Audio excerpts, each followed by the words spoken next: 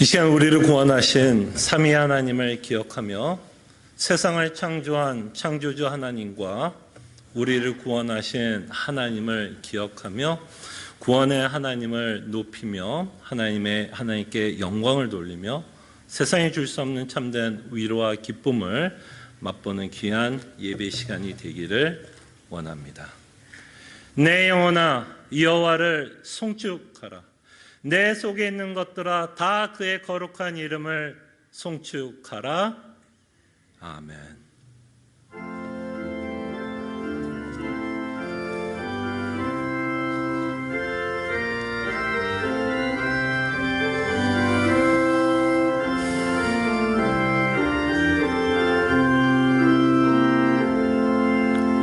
우리에게 믿음을 주시고 성삼위 하나님을 알게 하시며 이 성삼위 하나님으로 인해서 우리가 구원을 받게 하심에 감사드립니다. 그가 베푸신 은혜를 우리가 기억하며 주 앞에 나와 하나님께 영광을 돌릴 때에 세상이 줄 수 없는 참된 위로와 기쁨과 소망을 맛보는 귀한 예배의 시간이 되게 하여 주시옵소서. 이 시간 우리와 함께 하심에 감사하옵고 예수님의 이름으로 기도합나이다. 아멘.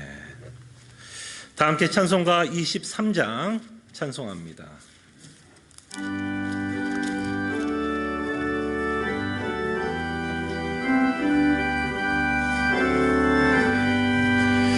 만입이 내게 있으면 그 입 다 가지고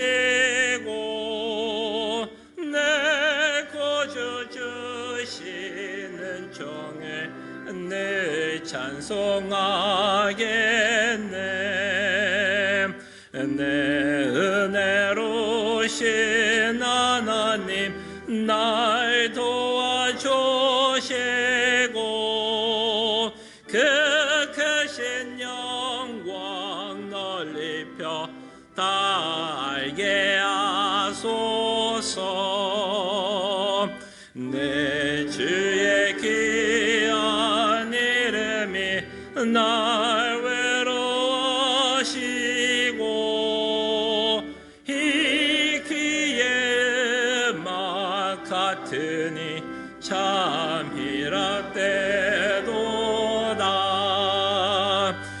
내 죄의 권세 깨뜨려 그 결박 보시고 이 주와 마음을 비로소 고정케 하셨네.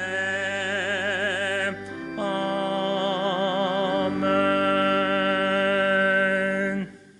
하나님의 말씀의 기능 가운데 하나가 있다면 말씀은 끊임없이 우리의 죄를 들춰냅니다. 그 말씀이 우리에게 선포될 때 우리의 죄가 들춰나고 그 죄를 들춰냈을 때 우리는 다시 한번 하나님께 회개하며 주의 은혜를 구하게 됩니다. 제가 하나님의 말씀을 여러분들에게 봉독해 드릴 때 이 말씀이 날쌘 검처럼 우리의 죄를 들춰냈으면 하고요. 그 들춰진 죄로 인해서 우리가 하나님께 기도하고 회개하며 주의 은혜를 구하는 시간 갖기를 원합니다. 어리석은 자는 그의 마음에 이르기를 하나님이 없다 하도다. 그들은 부패하며 가증한 악을 행하며 선을 행하는 자가 없도다. 아멘. 말씀을 기억하며 회개하는 시간 갖습니다. 주님, 정말 세상 사람들은 영적으로 죽어 있어 하나님이 없다 고백하며 없다 생각하며 살아가지만 우리도 거듭났음에도 불구하고 때로는 하나님이 없는 것처럼 생활할 때가 참 많습니다. 우리가 염려하고 있다면 어쩌면 우리가 하나님을 없다 생각하고 있기에 우리가 염려하고 있는 모습을 보게 되고 우리가 사람을 더 두려워하고 하나님이 안 보신다고 생각하며 죄를 짓고 있다면 다시 한번 하나님이 없다라는 마음으로 저희들이 신앙생활하고 있지는 않은지 주님 다시 한번 생각하게 하여 주시옵소서. 주님 기도하기를 원합니다. 세상 사람들은 영적으로 죽어 있어 하나님이 없다라고 생각하며 생활합니다. 우리에게 은혜를 베풀어 주시사 거듭나게 하여 주시사 우리로 하여금 하나님이 있다라고 믿고 살아가게 하심에 감사드립니다. 그러나 우리의 실제적인 삶을 보면 우리도 때로는 하나님이 없는 것 같이 생활하고 있지는 않은지 저희들의 삶을 돌이키게 하여 주시옵소서. 우리가 염려가 우리의 삶 가운데 앞서가고 있다면 우리도 알게 모르게 하나님이 없다라고 생각하기에 염려하며 살아가고 있지는 않은지 우리 자신을 돌아보게 하여 주시고 죄를 짓고 있는 우리의 모습을 보면서 합리화하며 정당화하며 사람들을 속일 수 있을 것 같은 생각 가운데 우리가 죄를 짓고 있다면 하나님은 우리를 눈동자같이 돌아보시고 우리가 죄를 짓고 있는 모든 순간에도 우리를 바라보고 있다는 것을 잊지 않게 하여 주시옵소서. 정말 우리가 실천적 무신론처럼 살아가고 있다면 마땅히 우리도 회개하며 주의 은혜를 구하는 하나님의 백성들 되게 하여 주시옵소서. 감사하고 살아계신 예수 그리스도의 이름으로 기도합나이다. 아멘. 함께 일어나셔서 찬송가 59장 찬송합니다.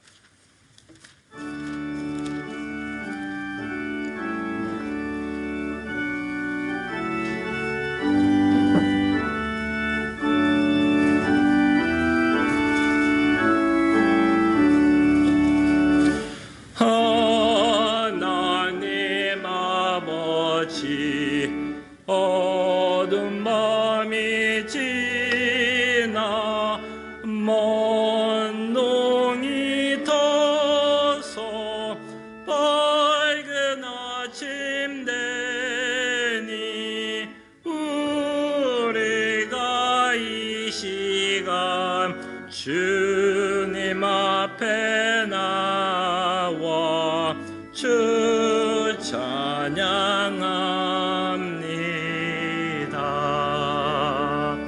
만유의 주시여 주님 앞에 비는 우리들에게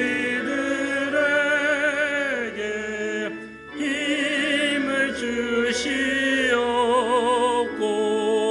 하나님 나라에 한량없는 은혜를 내려 주소서.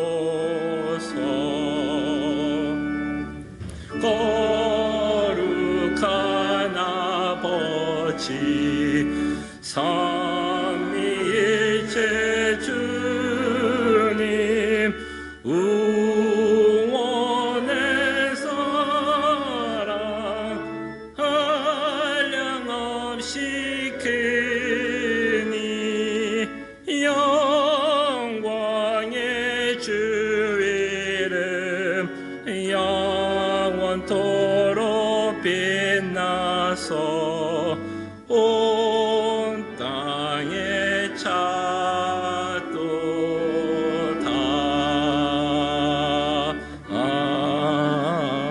아멘. 함께 하나님의 말씀 봉독합니다. 시편 91편입니다. 지존자의 은밀한 곳에 거주하며 나는 여호와를 향하여 말하기를 그는 나의 피난처요 나의 요새요 내가 의뢰하는 하나님이라 하리니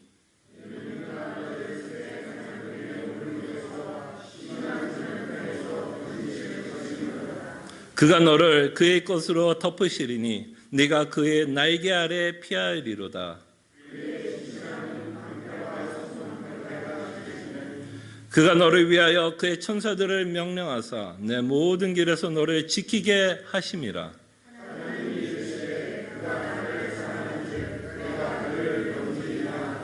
그가 내 이름을 안즉 내가 그를 높이리라. 아멘. 우리의 신앙을 함께 고백합니다. 전능하사 천지를 만드신 하나님 아버지를 내가 믿사오며 그 외아들 우리 주 예수 그리스도를 믿사오니 이는 성령으로 잉태하사 동정조 마리에게 나시고 본리오 빌라도에게 고난을 받으사 십자가에 못 박혀 죽으시고 장사한 지 사흘 만에 죽은 자 가운데서 다시 살아나시며 하늘에 오르사 전능하신 하나님 우편에 앉아 계시다가 저희로서 산 자와 죽은 자를 심판하러 오시리라. 성령을 믿사오며 거룩한 공예와 성도가 서로 교통하는 것과 죄를 사해 주신 것과 몸이 다시 사는 것과 사는 것을 믿사옵나이다. 아멘. 함께 앉으시겠습니다.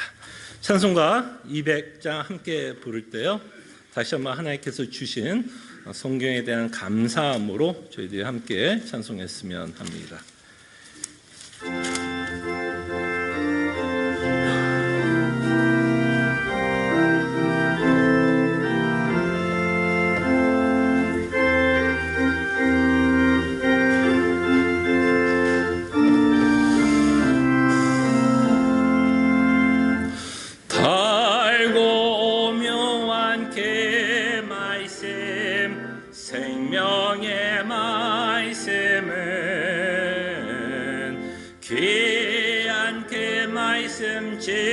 진실로 생명의 말씀이 나의 길과 믿음 밝게 보여주니 아름답고 귀한 말씀 생명샘이로다.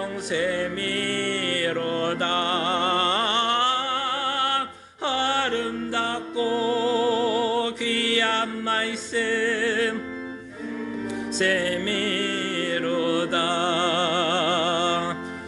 귀한 주님의 말씀은 내 노래 되도다. 모든 사람을 살리는 생명의 말씀을 값도 없이 받아 생명길을 가니 아름답고 귀한 말씀 생명샘이로다. 아름답고 귀한 말씀 생명샘이로다. 널리 울려 퍼지는 생명의 말씀은 마음의 용서와 평안을 골고루 주나니 다만 예수 말씀 듣고 복을 받네. 아름답고 귀한 말씀 생명샘이로다.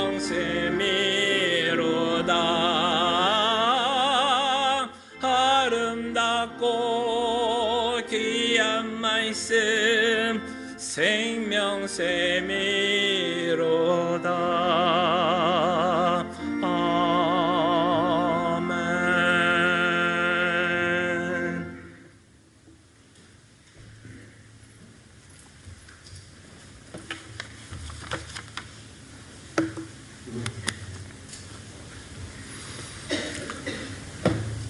전능하사 천지를 만드신 하나님 아버지, 모든 영광 받으시옵소서. 성육신하시어 십자가에서 흘리신 예수 그리스도의 보혈의 공로와 성령 하나님의 역사하심으로 저희의 구원을 이루어 주신 것 감사드립니다. 예수 그리스도만이 구주인 것을 믿는 믿음으로 하나님의 자녀가 된 우리는 이미 하늘나라에서의 영생을 얻었지만 아직도 이 땅에서는 우리에게는 이 땅을 살아가면서 남아있는 죄성과 싸우며 완성된 구원을 향해 나아가야 합니다. 우리가 종일 주를 위하여 죽임을 당하게 되며 도살당할 양같이 여김을 받을지라도 이 모든 일에 우리를 사랑하시는 예수 그리스도로 말미암아 넉넉히 이긴다고 하신 그 말씀에 의지하여 우리의 십자가를 지고 늠름히 죄와 싸우는 우리 성도님들에게 인도하여 주시옵소서. 하나님께 간절히 원하옵는 것은 우리를 악하게 하지 마옵소서. 사랑하는 자녀들의 죄를 대신해 흘리신 십자가의 보혈이 우리가 죄를 짓고도 너무나 마음 편하게 합리화시키고 편할 수 있는 도구로 사용케 하지 마시옵소서. 그 흘리신 피로 사신 구원의 은혜가 얼마나 큰 것인지 뼛속까지 깨우쳐 죄를 지을 때마다 내가 다시 예수님을 십자가에 매달고 있다는 비통한 마음으로 죄와 싸워나가는 저희 시애틀 람포제일교회 성도님들에게 지켜주시옵소서. 하나님을 바로 알기를 원합니다. 모든 지식에 넘치는 그리스도의 사랑을 알아 그 넓이와 길이와 높이와 깊이가 어떠한지를 깨닫게 하여 주시옵소서. 그 위대한 구원의 계획과 구원의 실행과 구원의 완성을 느끼는 만큼 하나님을 사랑할 수 있사오니 성령 하나님의 조명으로 그 비밀을 깨닫는 은혜를 허락하여 주시옵소서. 가만히 있어도 저절로 깨닫게 해주시는 것 아닙니다. 우리의 의지가 움직이기를 기도하는 가운데 우리의 의지를 발동해야 합니다. 말씀을 읽고 공부해야 합니다. 부디 저희들의 마음을 인도하여 주시옵소서. 현재 겪고 있는 코로나 팬데믹이 하루속히 진정되고 다시 이전의 삶으로 돌아갈 수 있기를 기도드립니다. 혹 코로나와 함께 공존하며 살아야 하는 날이 올 때에 저희들의 건강을 지켜주시옵시며 우리의 삶을 하나님께 맡기고 사는 믿음을 허락하여 주시옵소서. 그동안 저희들이 하지 못했던 여러 가지 교회의 믿음 생활들을 하나하나씩 되살려갈 때 우리의 믿음과 마음을 굳건히 잡아주시사 알게 모르게 젖어있던 믿음의 나태함에서 힘차게 앞으로 나아가게 힘주시옵소서. 어린 학생들의 믿음을 인도하여 주시옵시며 어느 곳에서든지 바른 하나님의 말씀을 배우고 그 하나님의 복음이 그들이 살아가면서 어렵고 낙심될 때에 유일한 위로가 되는 은혜를 허락하여 주시옵소서. 몸이 아프신 성도님들의 병이 깨끗이 나음받기를 기도드립니다. 하나님의 섭리하신 가운데 아프고 힘든 중에도 하나님 안에서 예수 그리스도의 위로 때문에 마음의 평강을 지키는 믿음을 굳건케 하여 주시옵소서. 하루빨리 우리 모두가 건강한 몸으로 다 함께 모여 하나님께 예배 드리기를 소원합니다.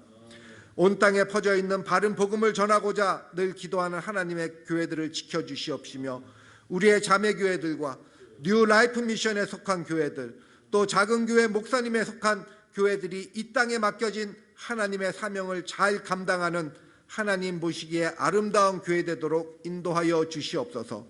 카자흐스탄에 선교를 다녀온 교회들과 캄보디아의 개척교회 또 중국 선교를 위한 신학교 그리고 멕시코에서 선교자 사역 중이신 조셉전 목사님, 바른 복음을 전하는 사역자를 양성하는 데 힘쓰는 웨스터민스터 신학교를 지켜주시사 그 믿음과 건강 그리고 재정적인 문제까지도 하나님께서 늘 돌보아 주시옵소서.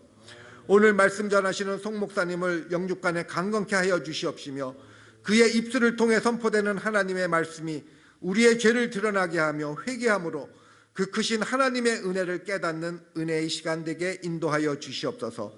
이 모든 것 우리 주 예수 그리스도 이름으로 기도드리옵나이다.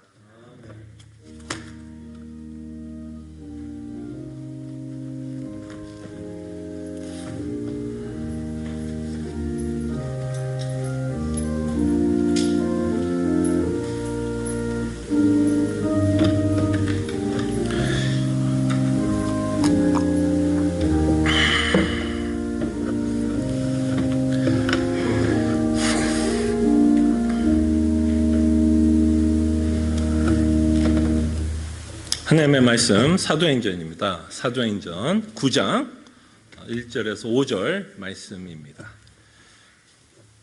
사도행전 9장 1절에서 5절.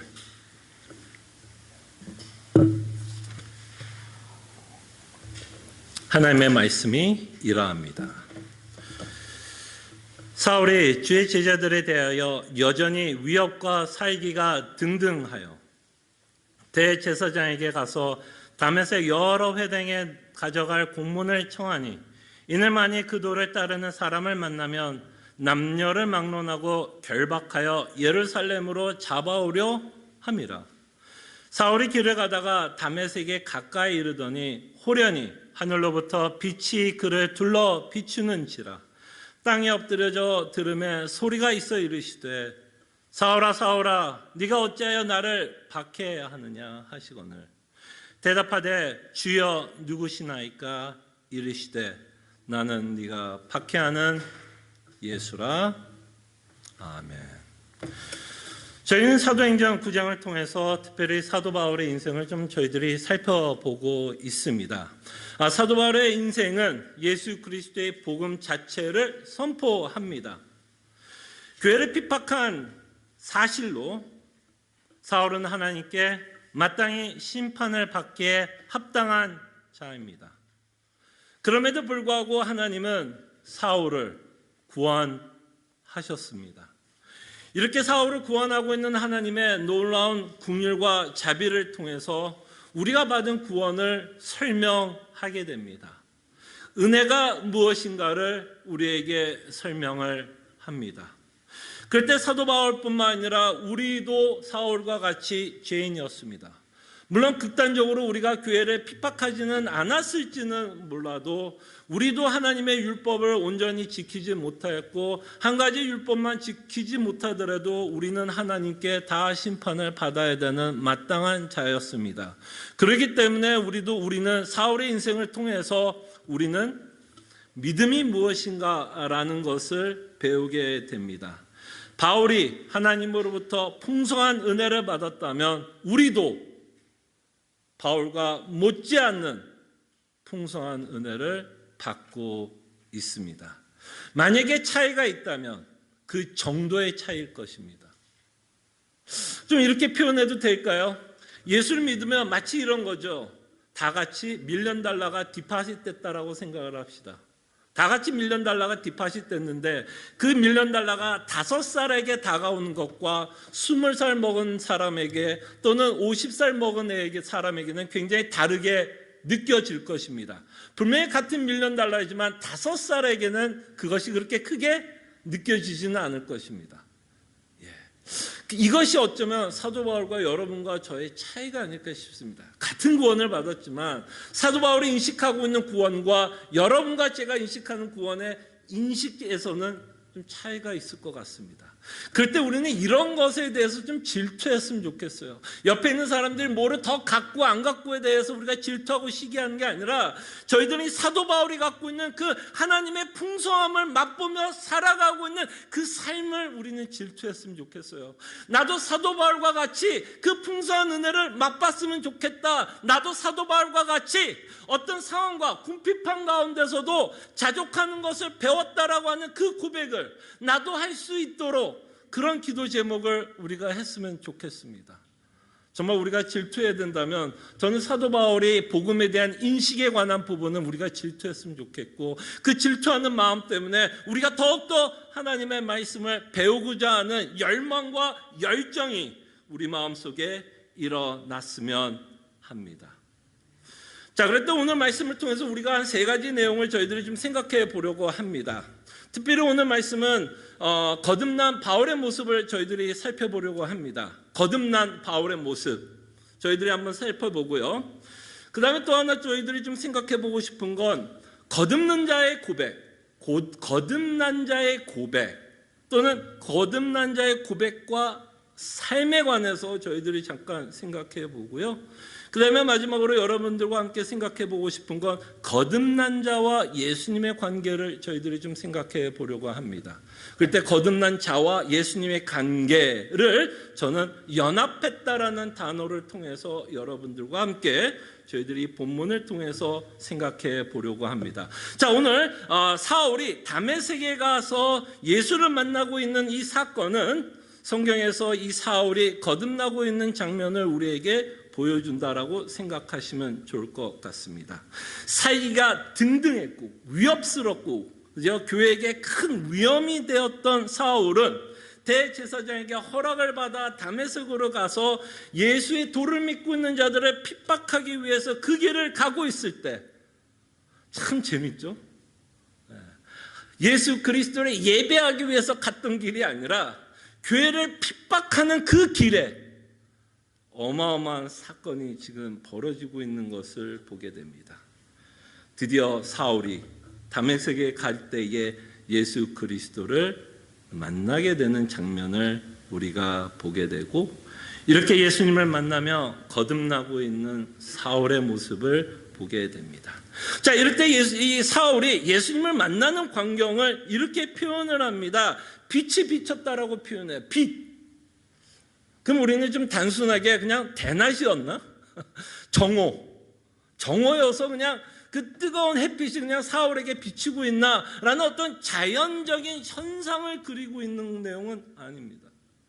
그때 이렇게 빛이 비쳤을 때라고 이야기할 때 성경은 예수님을 무엇으로 비유하며 표현하고 있었냐면 빛이신 예수 그리스도이시다라고 말씀을 합니다.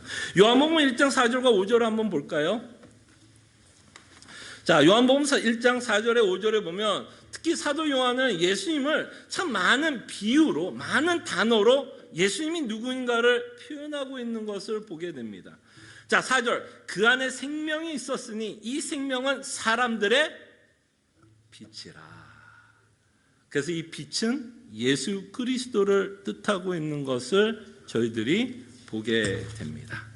자, 그러면서 이 비춰진 내용을 가지고 사도행전 13장 47절에 보면 이 빛이 비쳤던 이 사건과 구원받은 사건을 같이 연결을 시키고 있는 것을 저희들이 보게 됩니다. 제가 사도행전 13장 47절을 읽어드립니다.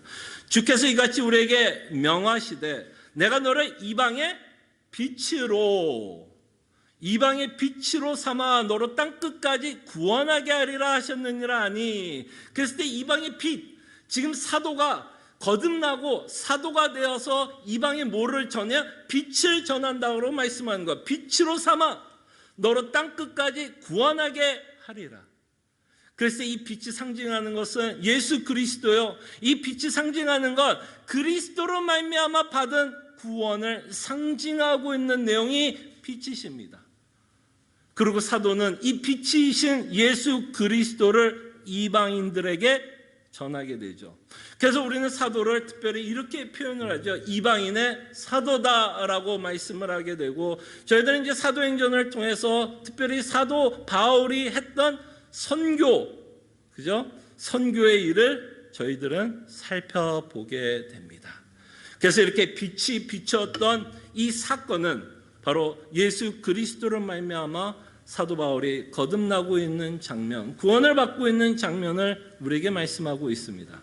자, 이렇게 빛으로 통해서 구원받은 이 경험은 사도 바울이 이렇게 표현하는 것을 보게 됩니다. 고린도후서 5장 17절에 보면 그런즉 누구든지 그리스도 안에 있으면 새로운 피조물이라. 이전 것은 지나갔으니 보라 새 것이 되었도다. 그래서 이 거듭난 자들을 사도 바울은 또 뭐라고 표현하냐면 창조의 사건으로 말씀합니다. 창조의 사건. 이 빛이 비춰지고 구원을 받았던 이 자신의 경험을 창조의 사건과 연관을 시켜서 말씀하고 있는 것을 보게 됩니다. 여러분 혹시 창세기에 나왔던 창조의 사건을 여러분 기억하십니까? 창조의 사건, 특별히 창세기 1장 2절과 3절을 한번 볼게요. 자, 어떤 일이 있는지 보세요. 땅이 혼돈하고 공허하며 흑암이 깊은 위에 있고 하나님의 영은 수면 위에 운행하시더라. 지금 어떤 상황이에요? 하나님이 창조했을 때 어떤 상태예요? 혼돈과 공허와 흑암이 깊이 있었던 그때에 하나님이 무엇을 창조하죠? 빛을 창조합니다. 그래서 3절에 보니까 하나님이 이르시되 빛이 있으라 하시니 빛이 있었고, 이렇게 빛이 비춰줌으로써 이제 뭐가 없어지는 걸까요? 이제 그 혼돈과 공허와 흑암의 세계가 빛으로 정리되고 있는 것을 보게 됩니다. 그럴 때 사도 바울에게 비쳤던 그 빛은 사도 바울 안에 있는 사울 안에 썼던 혼돈과 공허와 흑암이 이 빛으로 말미암아 정리되고 있는 모습을 우리는 상상해 볼 수 있습니다. 하나님을 무시했던 사울, 예수 그리스도의 복음을 믿지 않아 혼돈과 공허와 흑암의 길로 걸었던 사울에게 이 빛이 비치는 이 사건은 사울 안에서 어떤 일이 벌어지고 있는 거예요? 창조의 사건이 지금 일어나고 있는 것입니다. 창조의 사건. 그래서 고린도후서 5장 17절에 말한 것처럼 거듭난 자들은 다 뭐라고요? 새로운 피조물이다. 그럴 때 이 경험은 사도 바울만이 고백하는 것이 아니라 여러분들도 다 새로운 피조물이 됩니다. 여러분 안에 창조를 경험하게 됩니다. 거듭난 자들은 그리스도 안에서 재창조함을 받고 그 창조함을 통해서 이제는 우리가 하나님을 알게 되고 구원의 길로 걸으며 하나님의 풍성한 은혜 가운데 살아갑니다. 그래서 우리는 이 사건을 통해서 우리는 보게 됩니다. 사울의 거듭난 사건을 저희들이 보게 되고요. 두 번째로 여러분들과 함께 생각해 보고 싶은 건 이렇게 거듭난 자의 고백을 한번 보았으면 합니다. 거듭난 자의 고백. 이 거듭난 자의 고백은 인식의 변화가 일어납니다. 여러분들이 거듭나면 생각의 변화가 있어요. 가치관의 변화가 있습니다. 인식의 변화가 있어요. 그때 사울의 인생 가운데서 예수 그리스도를 믿고 새 창조를 받은 사울에게는 어떤 인식의 변화가 일어났는지를 저희들이 함께 살펴봅니다. 그 전에 사울은 예수 그리스도를 무시했고 예수님은 신성 모독죄를 범한다고 해서 이 예수 그리스도를 믿는 모든 자들을 사울은 핍박을 했습니다. 그러나 그가 거듭나고 나서 5절에 보면 사울의 놀라운 고백을 보게 됩니다. 대답하되 예수님을 뭐라고 호칭을 하고 있죠? 주여 누구시나이까? 주여. 예. 드디어 사울이 예수님을 뭐라고 고백하고 있죠? 주님, 주님, 주님. 예. 드디어 그 하나님을 사울이 알게 되고 있는 것을 보게 됩니다. 그의 입술의 고백, 예수를 주라 고백하고 있고 그 앞에 뭐하고 있죠? 무릎을 꿇고 있는 모습을 보게 되며 이렇게 무릎을 꿇고 있는 모습을 통해서 이 예수를 주라 고백하고 그에게 경배하고 있는 모습을 저희들이 보게 됩니다. 예수는 주. 우리가 흔히 하는 고백 중에 하나입니다. 예수는 주. 그래서 우리는 가끔 이런 생각을 합니다. 예수가 주라고 고백하는 것도 참 중요하지만 예수를 주라고 고백하는 것보다 우리의 삶을 살아가는 것이 더 중요하다라고 생각을 해서 우리의 삶을 강조할 때가 참 많습니다. 입술의 고백이 중요한 게 아니라 삶의 어떤 하나님이 원하는 그 삶을 살아가는 것이 중요하다라고 우리는 생각합니다. 네, 여러분. 이 사도 바울이 예수가 주라고 고백한 이 사건은요, 대단한 사건입니다. 여러분, 이게 왜 대단한 사건이냐면 첫째는 인식의 변화에서도 대단한 사건이기도 하죠. 이제 예수를 주라고 고백하니까 그것이 대단한 사건이지만 여러분, 이 당시에요, 예수를 주라고 고백하면 어떤 대가를 치루었던 시대인지 아십니까? 여러분, 예수를 주, 우리가 살고 있는 시대는 예수가 주라고 하는 거에 대한 대가가 없습니다. 그냥 숨겨도 돼. 아무 핍박도 없습니다. 예수가 주라고 하는 거에 대한 우리는 어떠한 두려움을 갖고 고백하지 않아요. 그러나 사울의 시대는 달랐습니다. 예수가 주라고 고백하는 순간 그들은 목숨을 건 고백이었습니다. 그래서 입술의 고백이 굉장히 중요하다라고 말을 하는 거예요. 단지 입술의 고백이 예수를 주라고 고백했다라는 그 입술의 고백이 아니라 이들의 입술의 고백은 그들의 삶을 담보로 한 고백이기 때문입니다. 여러분, 사울이 뭐 했죠? 여러분, 사울이 뭐 했어요? 예수를 믿는 자를 죽이려고 하려고 했던 자 아닙니까? 예수를 주라 고백하는 자, 그 도를 따르는 자를 사도는 뭐 했어요? 위협적이었고 살기가 등등했다라고 말씀합니다. 그 순간 사도가 예수는 주라고 하는 순간 사실은 그는 무엇을 담보로 하고 어떤 대가를 치룰 것을 예상하면서 주라고 고백하는 걸까요? 자신의 목숨을 건 고백이었습니다. 자신의 목숨을 건 고백이었어요. 그렇기 때문에 이 당시에 했던 입술의 고백은 대단한 고백입니다. 정말 그들의 삶에 일치하는 고백이었어요. 왜? 아니, 목숨보다 더 귀중한 것이 어디 있겠습니까? 그때 여러분, 우리가 입술의 고백 가운데 예수를 주라고 고백할 때는 사실은 예수를 믿는 대가를 치러야 된다는 의미가 있는 것 같습니다. 예수를 믿는다는 건 다만 입술의 고백으로 끝나지 않는다는 것을 우리는 이 당시의 역사적인 정황을 통해서 알게 됩니다. 그들은 정말 목숨을 건 고백을 하게 되고 있는 것을 보게 되고, 우리도 예수를 주라 고백하면 정말 우리의 삶 가운데 특별히 자기 부인의 삶이 있는지를 확인해 보시기를 바랍니다. 우리는 핍박은 없어요. 그래서 우리가 예수를 주라고 고백했을 때 누가 여러분 쫓아와서 죽이지는 않습니다. 그럼에도 불구하고 우리는 정말 예수를 주라고 고백한다면 나의 삶 가운데서 나는 어떤 십자가를 짊어지고 살아야 할지를 고민하셔야 되고, 또는 내가 예수를 주라고 고백한다면 내 자신의 어떤 것을 부인하면서 살아가야 할지를 우리는 끊임없이 고민해야 할 줄 압니다.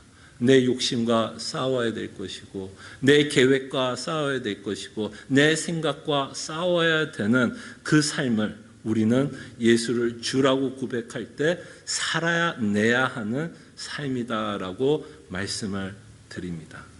그래서 정말 예수를 정말 위해서 때로는 우리가 희생을 해야 되는 부분도 있을 거고 손해를 봐야 하는 부분이 있는데 이것이 쉽지 않습니다. 쉽지 않아요. 그래서 우리는 때로는 아까도 장로님이 기도했던 부분이 참 마음에 와닿고 회개할 부분이지만, 예수를 주라고 고백하지만 희생하고 싶지 않는 마음 때문에 우리의 마음속에 끊임없이 뭐하냐, 합리화시켜요. 내가 하고 있는 이 행동에서 합리화시키고 정당화시키면서 좀 얼렁뚱땅 넘어가면서 신앙생활을 하고자 하는 유혹을 받습니다. 제가 이걸 왜 잘 아냐고요? 왜 제가 이걸 잘 알까요? 저도 그렇기 때문입니다. 최소한으로 신앙생활하고 싶어요. 이 최소한의 신앙생활은 무슨 이야기냐면 최소한으로 손해를 보고 싶고요. 최소한으로 희생을 하고 싶은 마음으로 저희들이 신앙생활을 하려고 하는 모습을 보게 됩니다. 그래서 어쩌면 우리의 고백과 삶을 일치하면서 살아간다라는 것이 참 쉽지 않다라는 고백을 하게 되고, 그렇게 우리는 다시 한번 하나님 앞에 무릎을 꿇고 나의 고백과 삶이 일치하지 못하는 것 때문에 가슴을 치면서 회개를 해야 될 것이고, 그러나 우리는 못하기 때문에 포기하는 것이 아니라, 보통 우리가 못하면 좀 포기하고 싶잖아요. 그럴 때 제가 여러분들에게 많이 말씀드린 것처럼 우리는 오뚜기입니다. 오뚜기. 넘어질 수 있어요. 내 일치하지 못하는 삶 살 수 있어요. 오뚜기 넘어질 수 있어요. 그러나 오뚜기는 넘어진 상태로 있지 않습니다. 다시 어떻게 해요? 오뚜기는 다시 일어납니다. 은혜로 말미암아. 하나님이 우리를 정죄하지 않는다라는 그 은혜로 말미암아 다시 한번 나를 부인하려고 애를 쓰고, 다시 한번 내가 짊어져야 될 십자가를 짊어지면서 살아가려고 부득불 애를 쓰면서 살아갑니다.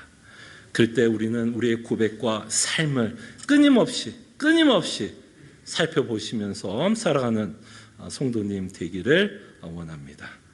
세 번째로 여러분들과 함께 생각해 보고 싶은 건 굉장히 중요한 내용이고요.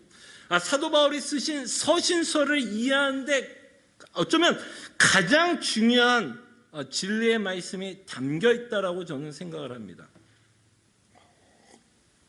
자, 그럴 때 세 번째 포인트는 이거죠. 거듭난 자와 예수님의 관계. 그럴 때 저는 연합되었다라는 단어를 이미 여러분들에게 썼습니다. 그 연합되었다라는 내용이 지금 4절에 이제 기록되어 있는데요. 자, 이렇게 호련히 예수님이 나타났고 사도 바울은 이제 거듭났고 그 앞에 무릎을 꿇고 주라 고백하고 있는 사도 바울과 예수님의 대화를 우리가 좀 봤으면 좋겠습니다. 이 대화가 사도 바울의 서신서를 이해하고 그가 쓴 수많은 말씀들, 교리들을 이해하는 데 굉장히 중요한 내용인 것을 우리가 보게 됩니다. 4절 한번 볼게요. 땅에 엎드려져 들음에, 이제 비 때문에 땅에 엎드렸어요. 땅에 엎드려 들음에 소리가 있어 이르시되, 이제 하나님 예수님과 대화하고 있는 내용이죠. 사울아 사울아 내가 어찌하여 나를 박해하느냐 하시거늘 대답하되 주여 누구시나이까 이르시되 너는 네가 박해하는 예수라. 자, 이 구절을 보면 특이한 사상이 있지 않습니까? 뭔가 잘못된 팩트를 예수님이 말씀하고 있는 것 같은 생각 들지 않으세요? 뭔가 좀 잘못된 팩트 같지 않아요? 뭐가 좀 잘못된 팩트 같아요? 사울은 예수님을 핍박한 적이 없어요. 사울은 뭐를 핍박했죠? 교회를 핍박했어요. 예수 그리스도를 믿는 자들을 핍박했어요. 그럼 뭐라고 예수님이 말해야 이게 팩트가 맞는 걸까요? 너는 왜 교회를 핍박하느냐라고 사울에게 묻는 게 맞는 거죠. 근데 예수는 사울에게 그렇게 말하지 않고 뭐라고 말씀해요? 너가 핍박하는 교회에 대한 교회의 정체성을 말씀하고 있는 것을 보게 됩니다. 사울은 분명히 교회를 핍박했어요. 그러나 예수님은 뭐라고 생각한 거예요? 너는 나를 핍박했다라고 예수님 생각합니다. 그렇다면 예수님과 교회의 관계가 뭐라고 말씀하는 걸까요? 하나라는 거예요. 하나. 연합되었다라고 예수님 말합니다. 너는 교회를 핍박했는지 모르지만 교회를 핍박할 때 너는 나를 핍박한다라고 말씀하시며 예수 그리스도와 교회가 연합되었고 하나라는 사실을 말씀하고 있는 것을 보게 됩니다. 여러분, 이 진리가 여러분과 저에게 너무나 중요한 진리입니다. 예수님과 여러분이 연합되었다는 것, 거듭난 자들이 예수님과 연합되었다는 것, 교회가 예수님과 연합되었다는 건 굉장히 중요한 진리의 말씀을 우리에게 말씀합니다. 그래서 성경에 보면 참 많은 경우 예수님과 교회의 관계, 예수님과 거듭난 자들의 관계를 이 연합되었다라는 것을 표현하는 비유들도 참 많습니다. 몇 가지만 여러분들에게 소개를 하면 포도나무와 가지의 비유 여러분 기억나시죠? 가지가 열매를 맺으려면 그 가지가 어디에 접붙여야 돼요? 나무에 접붙여야 된다고 말씀합니다. 뭘 상징하고 싶은 내용일까요? 연합을 상징합니다. 그래야 이 가지에서 뭐를 맺을 수 있어요? 포도 열매를 맺게 됩니다. 이 가지가 나무에 접붙이지 않으면 이 가지는 스스로 열매를 맺을 수 없어요. 그래서 이 포도나무의 가지를 통해서 예수님과 교회의 관계를 연합되었다라고 말씀을 하고, 또 사도 바울의 언어를 표현하자면 예수님을 신랑이라고 표현을 했고 교회를 신부라고 표현하며 남녀가 하나가 되는 것을 결혼이라고 말을 하고 있다면, 사도 바울이 교회를 신부라고 얘기하고 예수님을 신랑이라고 말씀하며 결혼의 비유로 말씀하며 교회와 예수님이 하나다라는 것을 우리에게 말씀합니다. 여러분, 이것이 왜 중요하신지 아십니까? 이 사실이 왜 여러분들이 예수님과 연합되었다는 것이 왜 중요한지 아십니까? 여러분들이 예수님과 연합되었기 때문에 구원을 받기 때문입니다. 여러분들이 예수님과 연합되었기 때문에 여러분들이 구원을 받습니다. 왜냐하면 여러분과 제가 구원을 받기 위해서 한 일이 있어요, 없어요?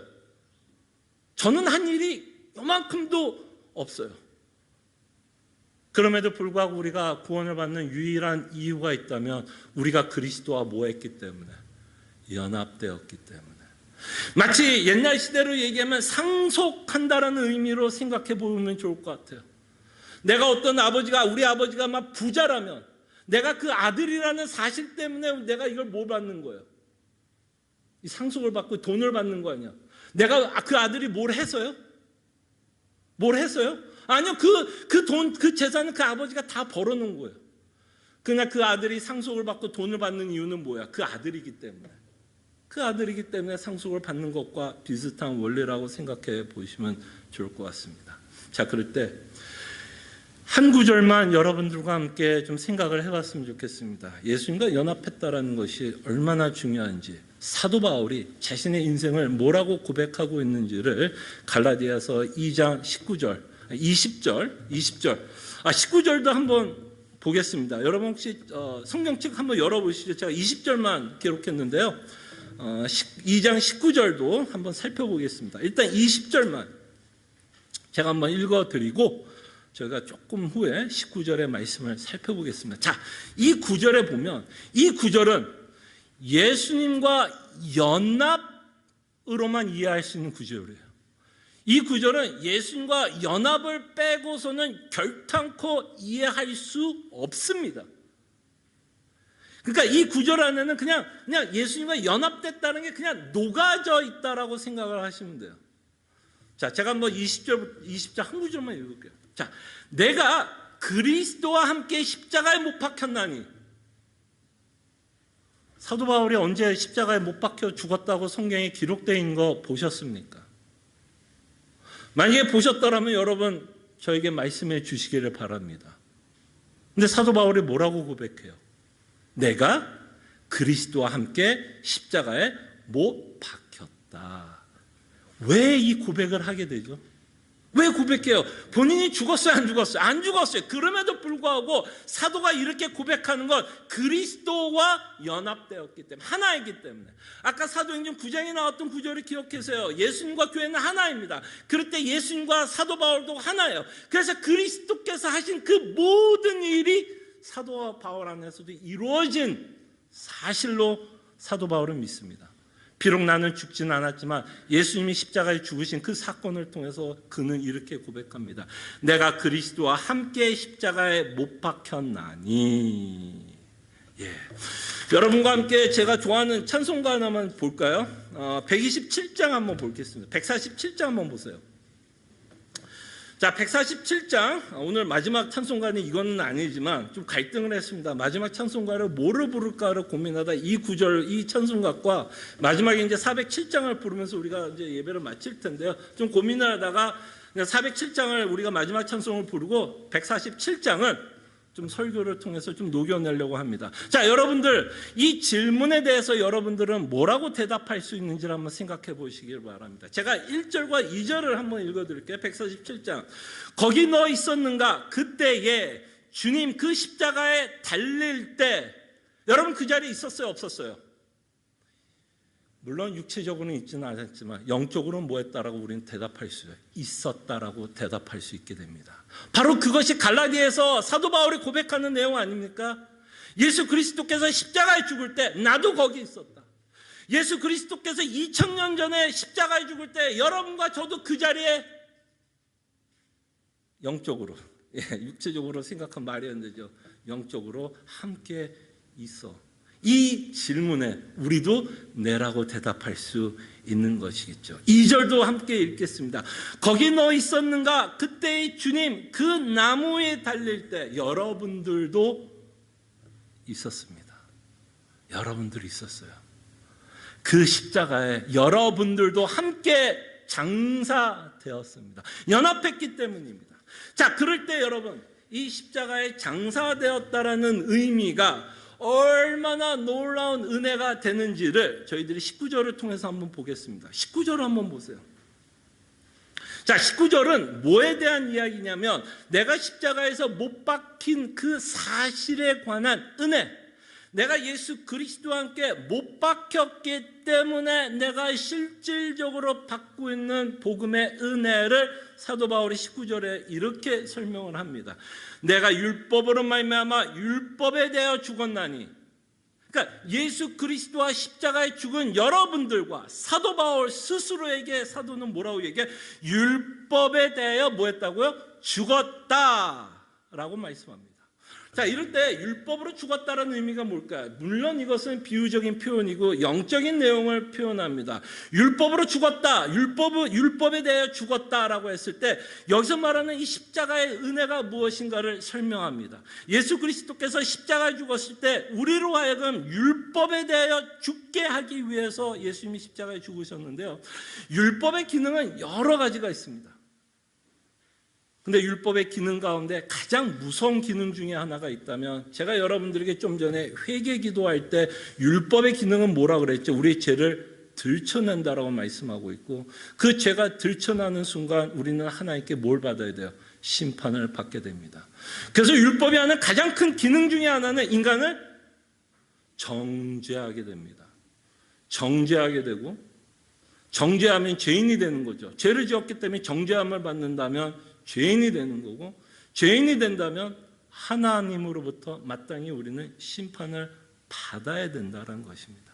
그때 여러분과 제가 예수 그리스도와 십자가에 죽으셨다라는 의미가 바로 이 의미를 갖고 있어요. 율법에 대해서 죽었다. 이 말이 뭘까요, 그러면? 율법이 더 이상 여러분들을 정죄하지는 못한다. 예.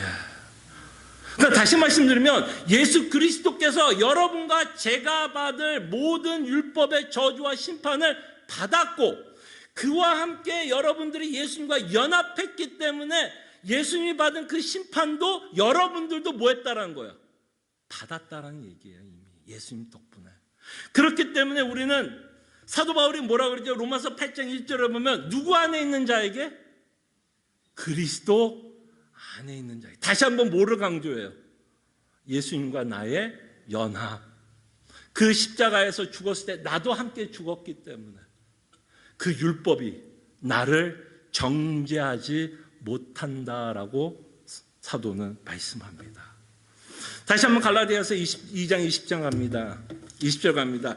내가 그리스도와 함께 십자가에 못 박혔나니 더 이상 율법은 여러분들을 정죄하지 않고요. 믿는 자들에게 율법은 뭘까요?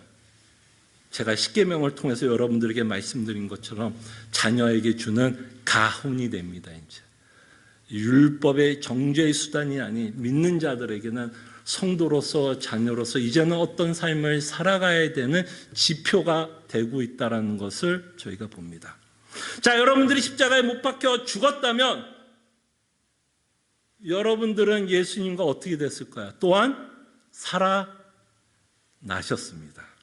그런즉 읽습니다. 그런즉 이제는 내가 사는 것이 아니라, 이제는 내가 사는 것, 살아났다라는 의미에서 살아났지만 이제는 내가 산 것이 아니라고 말씀을 합니다. 살아났다라는 것을 전제로 하는데, 다시 한번 찬송가 147장을 봅니다. 5절을 한번 볼게요. 147장, 찬송가 147장 5절. 거기 너 있었는가? 그때 주님 그 무덤에서 나올 때, 부활했을 때 그때 너 있었는가? 있었다는 겁니다. 거듭난 자들은 있었습니다. 그때 여러분들에게 제가 말씀드렸지만 여러분들은 부활하셨습니까? 부활하지 않았습니까? 부활하셨습니다. 부활하셨어요. 그것을 요한은 거듭났다라는 표현을 합니다. 거듭났다라는 전제가 뭐죠? 죽은 자들이 뭐 한 거예요? 살아난 것을 사도 요한은 거듭났다라고 표현하는 거 아닙니까? 여러분들이 거듭났다라고 고백할 때는 여러분들도 부활했어요. 부활했기 때문에, 영적으로 살아났기 때문에 이제는 예수 그리스도를 알게 되고, 사도 바울이 주를 보면서 주라고 고백하고 여러분들도 예수를 주라고 고백하며 그를 위해서 우리는 살아가는 삶을 살아갑니다. 그래서 여러분, 부활은 미래가 아닙니다. 여러분, 부활은 미래가 아니에요. 천국 가야 부활하는 게 아닙니다. 거듭난 자들은, 여러분들은 예수 그리스도와 함께 이미 죽었고 부활했습니다. 여러분들도 부활했습니다. 그래서 우리가 지금 부활한 상태에서 하나님이 주신 복음을 지금 뭐예요? 누리고 살아갑니다. 그 복음으로 기뻐할 수 있는 이유가 있고요. 그 복음으로 우리는 감사할 수 있는 이유가 있습니다. 그리고 여러분들이 그리스도와 함께 부활했으면 예수님이 승천하셨어요. 근데 우리는 아직은 승천 안 했죠. 아직은. 그래서 우리가 이미 부활은 했지만 여전히 우리의 구원에 관해서는 기다리고 있는 부분이 있게 됩니다. 그럴 때 지금 예수님과 여러분들이 연합하고 있다면 여러분들의 마지막 종착역은 어딜까요? 이 땅이 마지막 종착역일까요? 아니면 하나님의 나라가 여러분들의 종착역일까요? 여러분들의 최종 종착역은 하나님의 나라입니다. 여러분들이 하나님 예수님과 연합했기 때문에 우리는 믿음의 눈을 들어 위에 계신 골로새서 3장 1절에 보면 위에 계신 예수 그리스도를 바라보게 됩니다. 여러분, 이것이 우리에게 주는 너무나 큰 위로가 있습니다. 요한계시록에 보면 이렇게 표현을 합니다. 우리의 눈물을 닦아줄 거라고 말씀하고요. 다시는 곡하는 일이 없을 거고요. 사망이 없는 세계다라고 하나님의 나라를 표현합니다. 여러분과 제가 이 땅에 살아가는 한요 눈물을 흘릴 수밖에 없어요. 여러분들이 아무리 능력이 대단하고 어마어마한 사람일지라도 우리는 이 땅에서 눈물을 흘릴 수밖에 없는 상황과 환경 가운데 살아갑니다.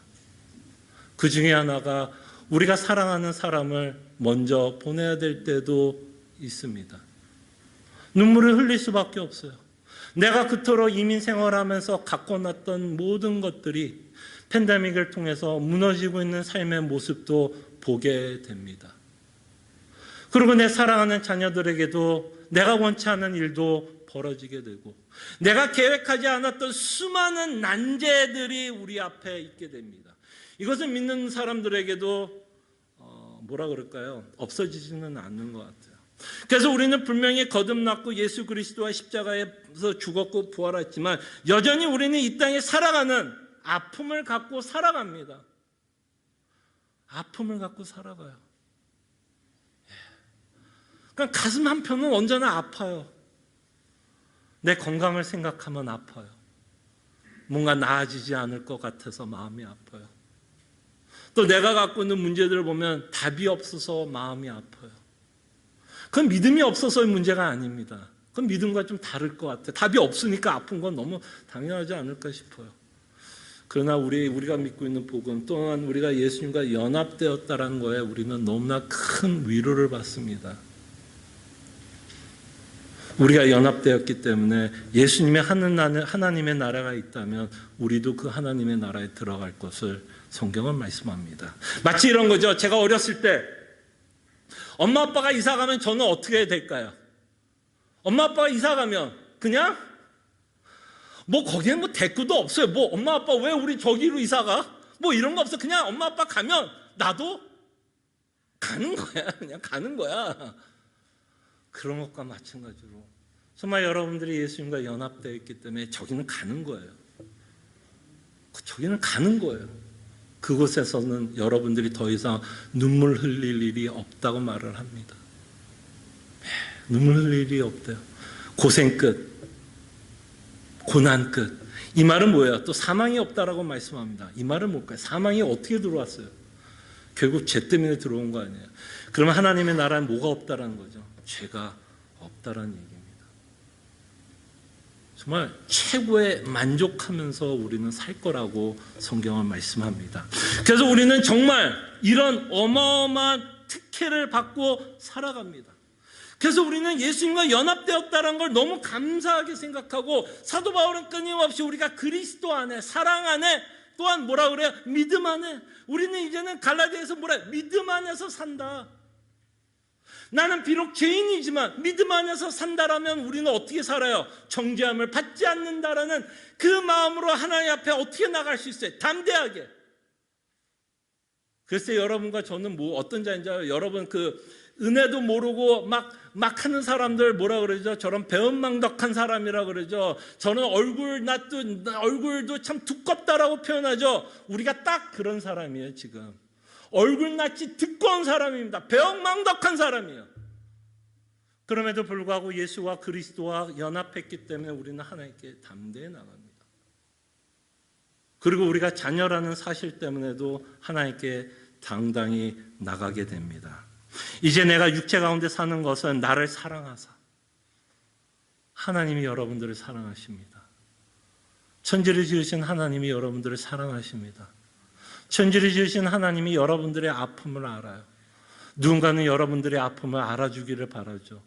여러분들의 아픔을 알아주지 못할 때 우리는 또한 상처를 받습니다. 그래서 교회 안에서 우리는 더 큰 상처를 받게 돼요. 교회 안에 있는 성도들이 우리가 갖고 있는 상처를 나누면 저 성도는 나를 이해할 거라고 생각을 하고 오픈을 했는데 오히려 들려오는 소문은 더 차가운 평가, 왜 믿음이 없느니, 기도는 왜 안 하니, 이런 식으로 우리는 평가를 하게 되고 그런 이야기를 듣습니다. 오히려 교회 안에서 큰 상처를 받는 일들이 참 많아요.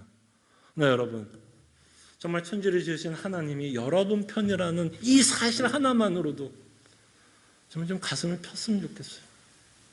정말 60억 명이 여러분들을 다 덤벼들고 다 전쟁을 일으킨다고 해도 천지를 지으신 하나님이 여러분 편이라면 그 한 가지 사실만으로도 우리에게는 큰 위로가 되었으면 합니다.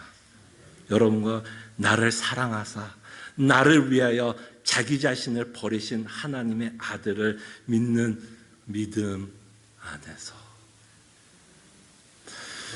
저는 이 구절을 묵상하면서 왜 성도들이 이 구절을 좋아하는지 알 것 같아요. 여러분들 보통 여러분 이런 거 묻잖아요. 집사님, 장로님, 목사님, 제일 좋아하는 성경 구절이 뭐예요? 라고 얘기하면 탑5 안에 이 구절 나올 거야. 아마 탑5 안에 갈라디아서 2장 20절 나올 거예요.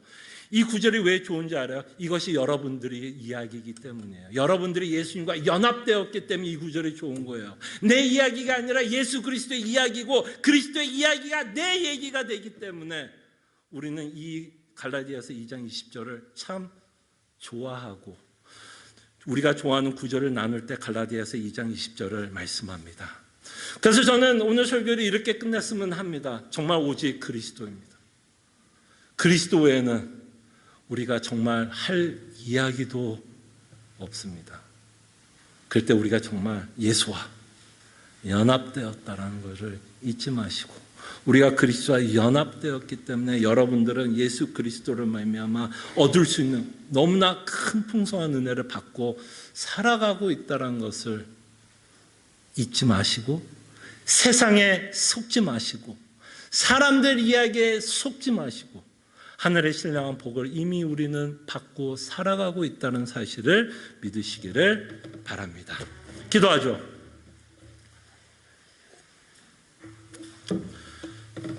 우리의 인생은 그리스도를 통해서 보아야 합니다.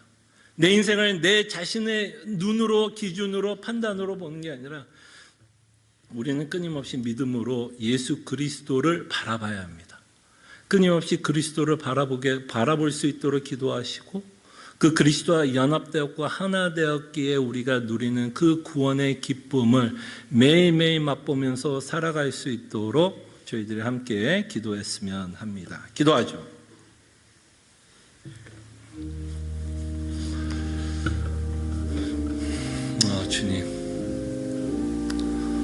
주님 도와주시옵소서. 주님, 우리 믿음이 없습니다.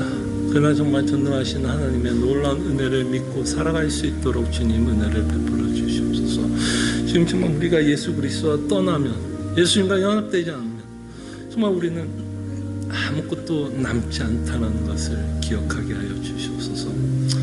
주님 도와주시기를 원합니다. 아버지 하나님 도와주시옵소서. 주님.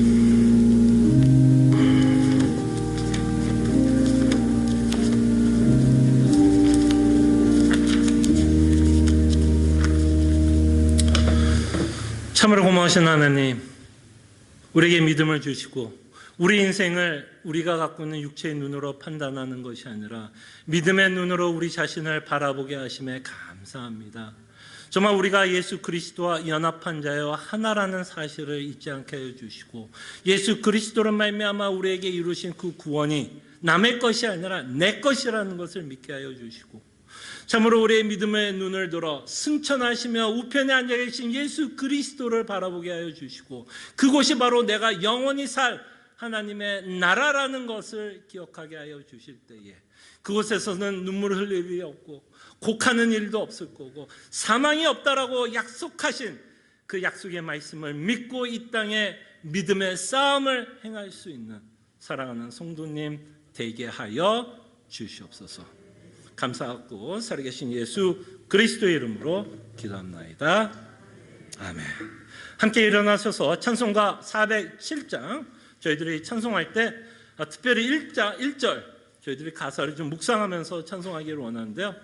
구주와 함께 나 죽었으니 구주와 함께 나 살았도다. 영광의 그날에 이르도록 언제나 주만 바라봅니다. 정말 우리 믿음의 고백으로 함께 이 찬송가를 불렀으면 합니다.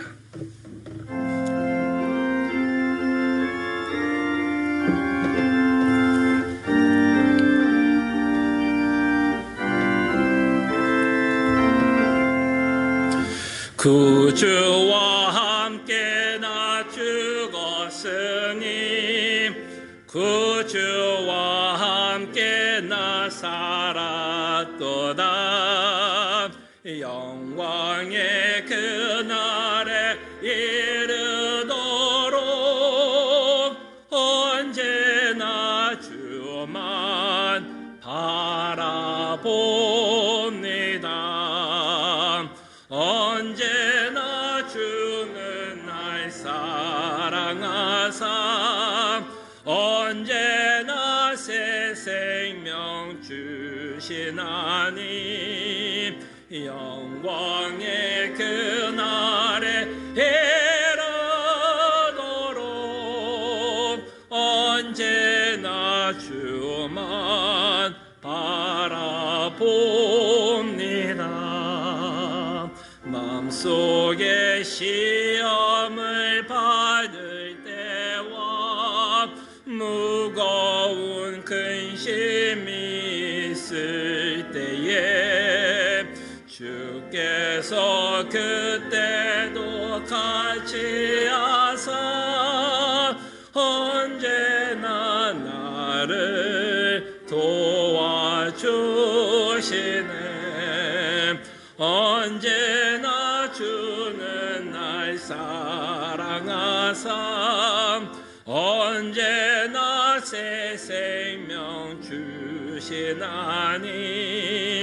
영광의 그날에 이르도록 언제나 주만 바라봅니다.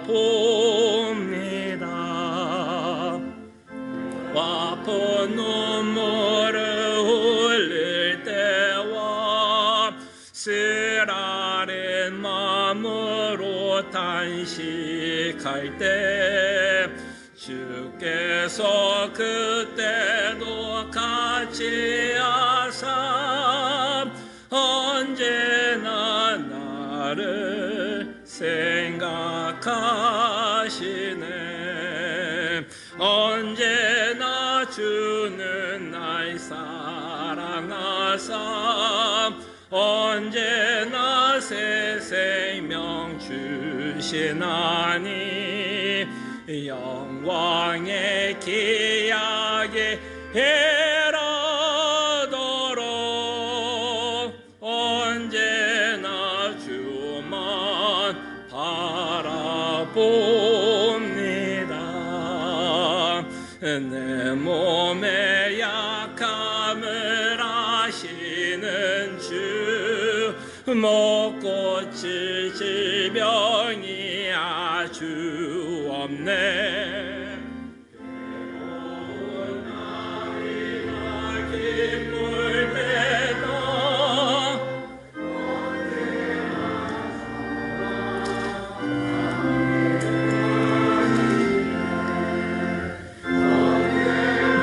주는 날 사랑하사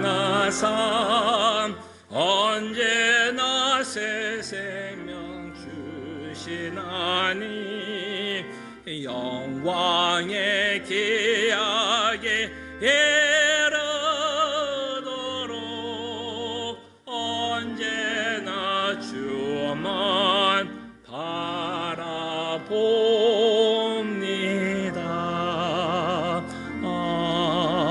아멘.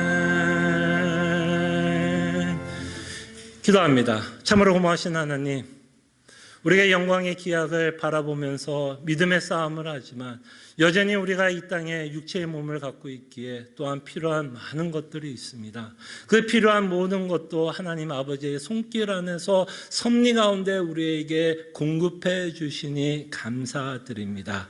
이 연보를 드리는 것은 우리가 잘나서 우리가 돈을 많이 벌어서 우리의 능력 때문에 돈을 벌었다기보다는 참으로 하나님이 우리 인생 가운데 간섭하시고 우리에게 필요한 모든 물질들을 허락하고 있다라는 믿음의 고백으로 이 연보를 드립니다.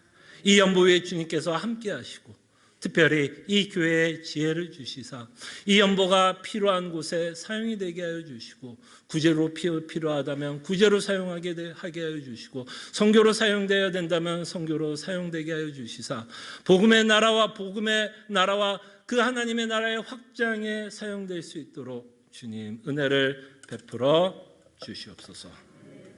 하나님의 백성들이여 하나님이 주시는 축복의 말씀 은혜의 말씀, 위로의 말씀 받으시기를 바랍니다. 소망의 하나님이 모든 기쁨과 평강을 믿음 안에서 너에게 충만하게 하사 성령의 능력으로 소망이 넘치게 하시기를 원하노라. 아멘. 주님.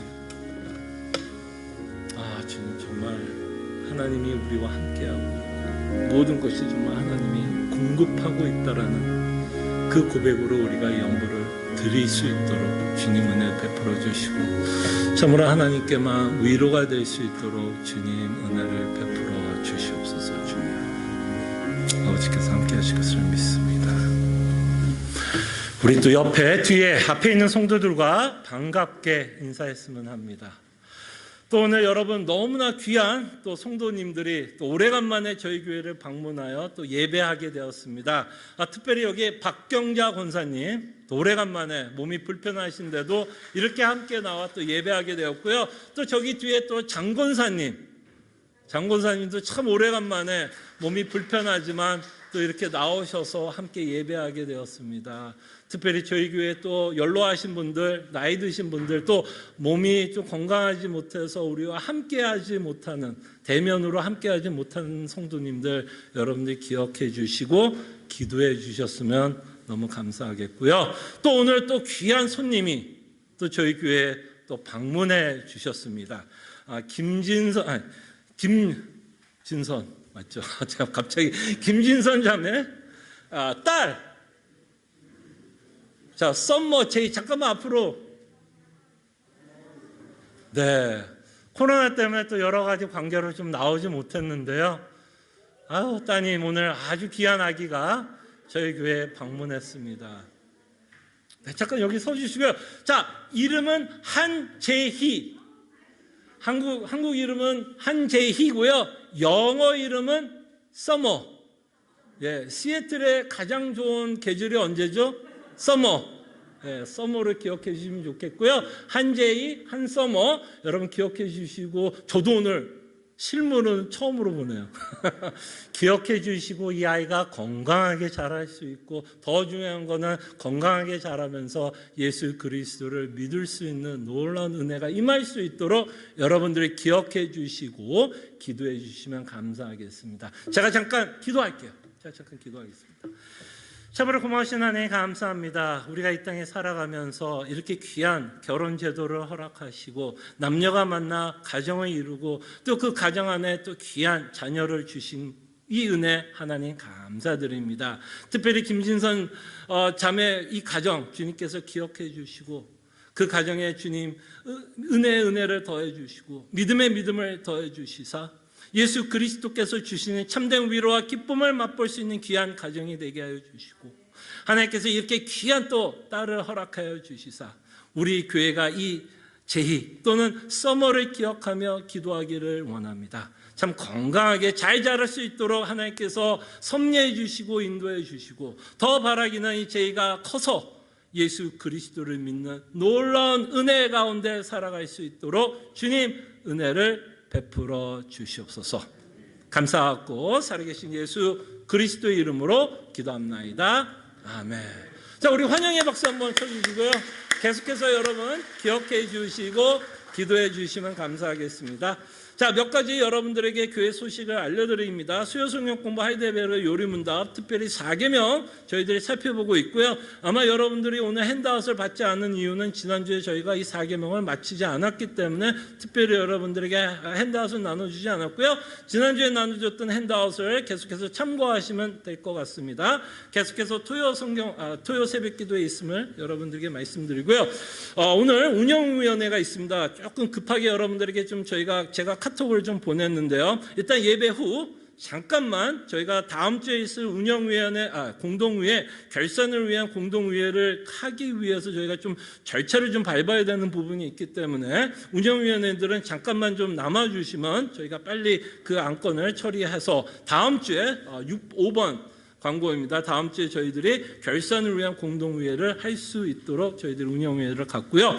결산을 위한 공동위회 여러분 기억해 주시고 저희들이 하는 공동위회는 형식과 회의만으로 끝나지는 않기를 바랍니다. 형식과 회의고 의회인 것은 맞지만 저희들이 이렇게 결산 보고를 하는 건 숫자가 맞고 정확하게 하는 것도 맞춰야 되는 어떤 투명성, 재정의 투명성 맞습니다. 그러나 더 중요한 건 우리가 이것을 통해서 1년 동안 하나님이 이 교회에 필요한 물질을 허락하고 있다라는 하나님의 선하심과 섭리하셨다라는 것을 저희들이 결산 보고를 통해서 우리가 함께 맛볼 수 있는 귀한 공동위회가 될 수 있도록 여러분들 기억해 주시고 기도해 주시면 감사하겠고요. 마지막 기도입니다. 지난주에 저희가 광고한 것처럼 스탠 로웰 김문경 권사님 남편 되시는데요. 장례식이 2월 28일입니다. 이게 굉장히 요새는 늦어지고 있어요.